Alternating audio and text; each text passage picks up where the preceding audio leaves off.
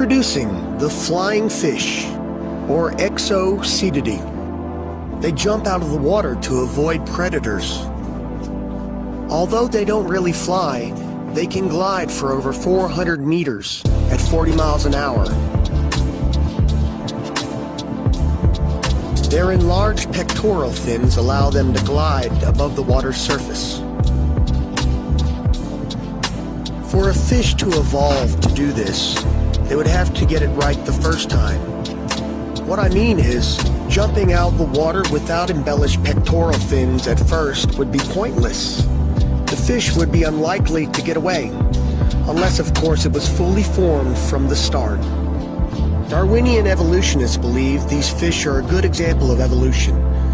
They believe that once upon a time a fish like this, but with ordinary fins, and so lacking the ability to glide, had offspring in which, by chance genetic accident, the pectoral fins grew by an accidental mutation, because the parents were chased by predators.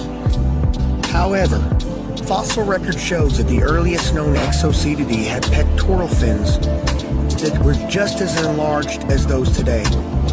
There were other flying fish that were found in so-called Triassic rock, which were supposedly much earlier if you believe the evolution scheme and the deep time narrative.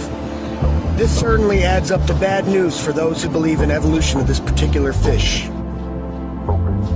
What we are dealing with in the fossil record are fully functional organisms. They are complete and fully formed. We do not find gradual transitional steps anywhere in the fossil record. Evolutionists actually believe that these organisms will slowly turn into bird-like creatures. They use their imaginations to create illustrations of what they think the creature will look like in 200 million or so years, however long. The fossil record shows no evolutionary change whatsoever. Macroevolution does not happen in the natural world. The reason being is, there's degeneration in the genome after every mutation, especially for creatures that are domesticated or living very easy lifestyles. Natural selection does not play a huge role in their adaptability to certain environments and food source. They are also not under survival pressures from certain predators. Whenever there is a beneficial mutation and a species branches off, there is a substantial loss in inherent genetic information. We see this from studying common ancestry. Organisms are not evolving. They are progressively getting worse. For the flying fish to have evolved, there would have to be fossil record evidence and new encoded information in the base pair alignment of the genes that would suggest change.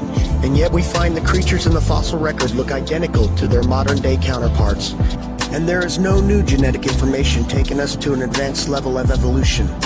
There is actually a great loss of information because of genetic entropy causing chromosomal displacement and degeneration in the genome. The flying fish will always be a flying fish, just as God created it on the fourth day of creation.